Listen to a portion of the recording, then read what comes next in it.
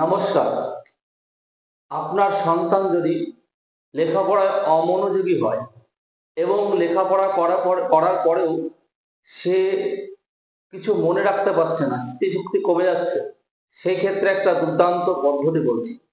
এই পদ্ধতি যদি আপনি পালন করেন তাহলে আপনার সন্তান লেখাপড়ায় মনোযোগী হবে এবং লেখাপড়ার পরে রেজাল্ট খুব দুর্দান্ত করবে, স্মৃতিশক্তি বৃদ্ধি হবে।